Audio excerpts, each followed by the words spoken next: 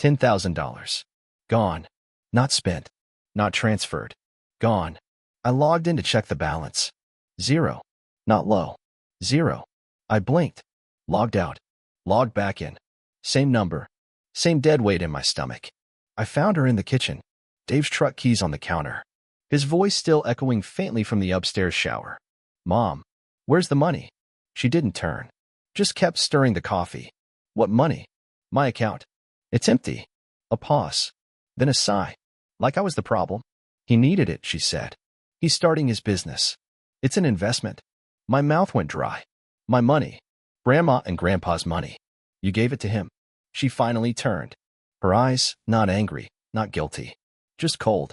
Don't start, okay? This isn't about you. We're building a life together. Grow up. I stared at her like she'd grown horns. You let him steal from me. Don't use that word. It's just money. I felt the heat rise in my chest. That was everything I had. She snapped. Fast. Hard. Just shut your mouth and move on. Don't ruin this for me. I was 19 when it happened. Still young enough to believe in fairness. Old enough to know better. The savings account was supposed to be for college. For a life outside this dying town. For something I could finally call mine. $6,000 came from Grandpa Joe and Grandma Ruth. They started saving the day I was born. Another $4,000 came from weekend shifts, yard work, and fixing busted bikes for half the neighborhood. $10,000. $10,000, sitting safe in a joint account Mom set up for me. Just until you're 18, she said. I turned 19 last month. Never got around to switching it. Stupid, I know. But things were okay. Mom had been with Dave, her fiancé, for almost a year. He was loud, smug, loved cheap beer and expensive opinions. But she seemed happy. So I let it go. Until this morning. That's when something broke in me. Not loud. Not dramatic. Just cracked. Because it wasn't just about the money. It was about the look on her face. The way she chose him over me. Without a blink. Without hesitation. I didn't yell. Didn't throw anything. I just walked out the back door. Hands shaking. Lungs tight. And right then, as I stepped into the cold morning air, I knew one thing for sure. She made her choice. Now I was going to make mine. I didn't go back inside. Not for my jacket. Not for my phone charger. Not for the rest of my life I used to have in that house. I just walked. Let the wind chew on my skin. Let the cold burn away the heat in my chest. People talk a lot about rage. They think it's loud. That it smashes plates and slams doors. But the real kind? The kind that never forgets? It's quiet. Stone cold. By the time I got to the bus stop on Main, my hands had stopped shaking. My jaw had locked in place. I wasn't even mad. Not anymore. I was done. That day, I stayed at my buddy Caleb's place. An old friend from high school. One of the few who knew about the account, about my plans, about how much I'd worked for that shot. He didn't say anything when I walked in. Just pointed to the couch and tossed me a spare blanket. That's the thing about real friends. They don't ask, they make space. I laid there all night staring at the ceiling. Thinking. Not plotting. Not yet. Just letting it settle. The weight of what happened. The finality of it. $10,000 gone. But money? That could be earned again. What I couldn't get back. Respect. Trust. Blood. Mom didn't just choose the wrong guy. She looked at me. Her own son. And told me to shut up. Told me I was the problem. That I was standing in the way of her fairy tale. And Dave? That smug, hollow-eyed greaseball? He thought he got away with it. Thought I'd crawl off into some dorm room and cry into my student loan debt. Yeah, let him think that. The next morning, I called my bank. Asked for a full transaction history on the account. Had to play polite, cracked voice, worried son, the whole bit. Lady on the other end was sweet. Sympathetic. Had no idea she was handing me the first nail for Dave's coffin. Turns out he hadn't just pulled the cash and walked away. No. He'd routed it through his own small business account. Left a trail a blind man could follow. I sat back in Caleb's old, torn recliner, staring at the screen. Smiled for the first time in 48 hours. All right, I said quietly. Let's see how much of your life you're willing to burn just to keep mine. You wanted a war? He just forgot who I got my backbone from. Grandpa Joe didn't fight in Korea to raise a grandson who backed down from snakes and denim jackets. It's funny what people leave behind. When they think you're not looking. Receipts. Search history. Loose threads in a story they didn't expect anyone to pull. And Dave? Dave was a walking ball of unraveling yarn. First stop, Facebook. Yeah, I know, not exactly deep web sleuthing. But guys like him, they love attention more than oxygen. A few scrolls and I found his business page. Freedom Renovations. American flag banner. Bad logo. Fake 5-star reviews with usernames like JohnBigDog55. Classic.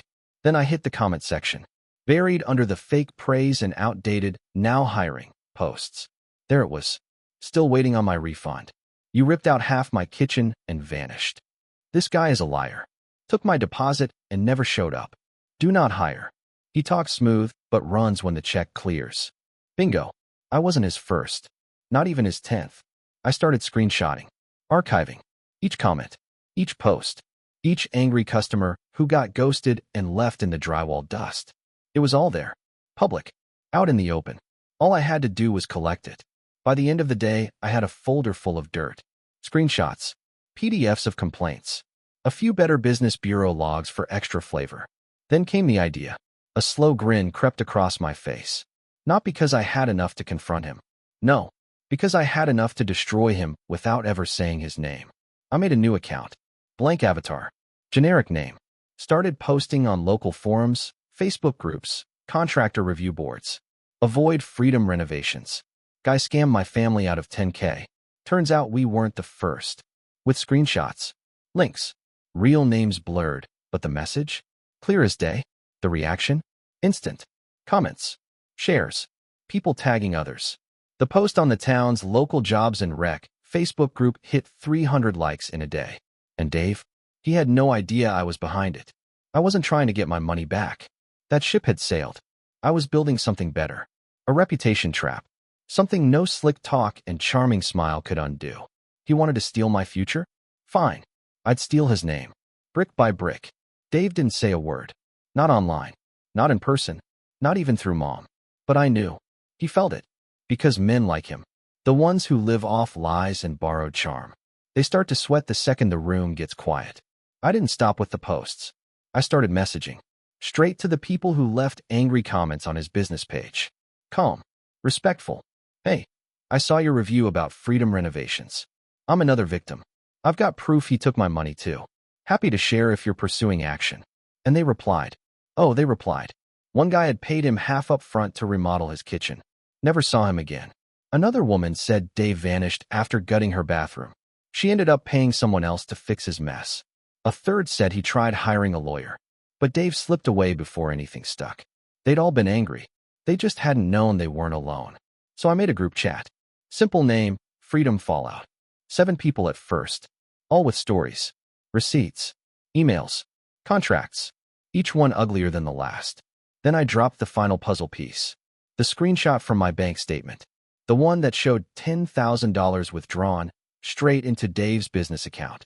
One guy just replied, "Time to burn this scumbag down." And so we did. One of the victims had a connection at the local paper. They pitched the story. Reporter bit immediately. All the evidence was there. The timeline. The witnesses. The faces. All I had to do was sit back and say nothing. The headline landed 2 days later. Renovation scam. Local contractor leaves trail of broken homes and empty wallets. Dave's company name in bold. Client quotes. Screenshots. Even a redacted image of my bank transaction as a closing gut punch. The internet took it from there. Comment sections lit up. I've seen this guy around. Thought he looked shady. He almost took my neighbor's job, too. What a snake. Lock him up. Me? I didn't post a word. Didn't like. Didn't share. Just watched the whole thing unfold. From Caleb's beat-up couch. With a fresh cup of coffee and a dead calm smile. That's the thing about revenge. It's not always about getting even. Sometimes it's about making sure they lose everything they thought was untouchable. The article spread fast. Small town. Big noise. You don't need a million clicks when every click comes with a whisper at the grocery store. Or a side eye at the gas station. And Dave couldn't outrun whispers. 3 days after the article hit, I got a message from my mom. No, hi. No, how are you? Just, did you do this? I didn't answer right away. I let it sit. A digital silence that said more than a paragraph ever could. She tried again. Why are you trying to ruin him? We're trying to move on from this. We. Still using we. Like this was just a bad bump on a long road. And not the moment the brakes gave out on a cliff. That evening, Caleb and I were watching a game when the doorbell rang. I didn't need to look through the window. I knew. I opened the door. There she was. Hair tied back. No makeup. That look on her face like she was trying to hold it together and failing. "Can we talk?" she said. I nodded. Stepped aside. She came in slow. Stood there awkwardly, like the air was thicker than she remembered. "I didn't know," she said finally. Not like that. She was holding a printed copy of the article. Like the screen couldn't make it real enough. I knew he had some issues. I just thought he needed a break. I didn't know he was hurting other people too. She looked up at me, her voice cracking. "I thought you were just being dramatic. I thought you were trying to sabotage me." I didn't speak. Didn't blink. Just let her feel the silence she'd handed me weeks ago. "I was wrong," she whispered. Then, after a pause, the one that said more than she meant it to. "But he's not all bad. I think he really wanted to change." There it was. The line. The final thread of denial she couldn't let go of. I stood up. Walked to the door. Opened it. "You chose him over your son," I said. "You let him take what didn't belong to him. And now you're standing here, still trying to protect him." I looked her straight in the eyes. "That's not regret. That's guilt looking for a place to hide." She didn't say anything. Just stepped outside slowly. Like she wasn't sure how the ground worked anymore. And I closed the door. Soft. Final. Because when someone lets a thief into your house and hands him your keys, the door doesn't close on just the thief. It closes on both of them. Dave finally made a move. Not a smart one. Not some carefully worded apology or effort to make things right. Nah. He did what guys like him always do. He got loud. First came the Facebook rant. One of those long, all-caps posts with half the words misspelled. And a blurry photo of him standing next to a power drill. I ain't a thief. I got set up by some punk kid who couldn't handle real life. He went on to call the article fake.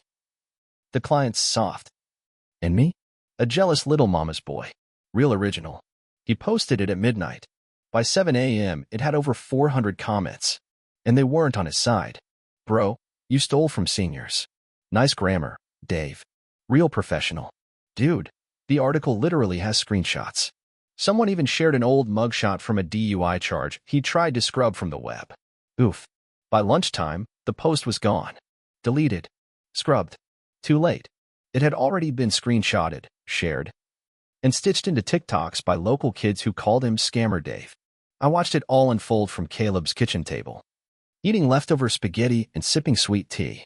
Didn't even smile? It wasn't funny anymore. It was just sad. That night, Dave showed up at my buddy's house. Yeah, he actually had the stones to drive over. Caleb opened the door and didn't even flinch. "He's not here," he said flatly. "And if you come back again, I'll call every single person in that group chat you screwed over. One of them's a lawyer now, by the way." Dave stood there a few seconds, fidgeting. Then he turned, muttering something under his breath, and disappeared into the night. And that was the last time I ever saw him. No dramatic confrontation. No screaming match in the rain. Just a cheap man. Finally realizing his charm card had expired. Word got around he moved 2 towns over. Tried starting a new company under a different name. Didn't last a month. Too many receipts. Too many burned bridges. And this time, people were watching. A week passed. Then 2. No more calls. No more drive-bys. No more Facebook meltdowns. Just silence. Caleb's house felt like home now. Not because it was fancy. Hell no. The floors creaked. The couch had mystery stains from 2015. There were more pizza boxes than plates. But it was mine now. In the way that peace becomes home. When chaos stops knocking. I got a job. Not some dream gig. Just something steady. Warehouse work. Nights. Good pay. I enrolled in night classes with the little savings I had left. And a scholarship Grandpa helped me chase down before he passed. Yeah, he didn't live to see all this. But I like to think he would have nodded. The way he always did when I did something hard. And didn't flinch. One afternoon, Mom texted again. "Can we talk?" Short. Clean. But I'd seen enough movies to know. Not every olive branch comes without splinters. Still, I agreed. Met her at a diner off Route 7. Neutral ground. She looked tired. Older. Not broken. But cracked in places that hadn't healed right. She ordered coffee. I didn't. Just waited. "I miss you," she said quietly. I nodded. Didn't say I missed her back. Didn't lie. I left him. I stayed silent. I was stupid. I know that. But I wanted to believe someone could take care of me for once. I didn't see how deep the damage went. She looked at me. Real eye contact. Not the kind you give out of guilt. The kind that says, I'm here now. It's late, but I'm here. I don't expect you to forgive me, she said. But I needed you to hear it from me. That I was wrong. That I chose wrong. And I paid for it. I nodded again. I'm glad you left, I said. I'm glad you saw it. I paused, fingers tapping the edge of the table. But that doesn't fix what you did. Her eyes watered. She didn't fight it. Didn't deny it. Just took the hit. We didn't hug. Didn't cry. Just sat there until the coffee got cold. Then I stood up, paid the check, and said, Take care of yourself. She looked like she wanted to say something more. But I didn't stay to hear it.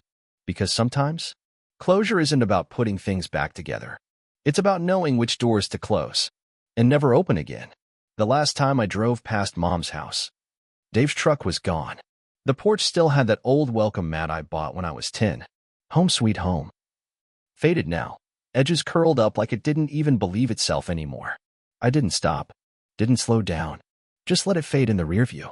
Like everything else that didn't survive the fire. Funny how fast a house becomes just a building. Once the people inside stop being your people. Caleb helped me move into his small studio 2 blocks from work. Cheap, clean, quiet.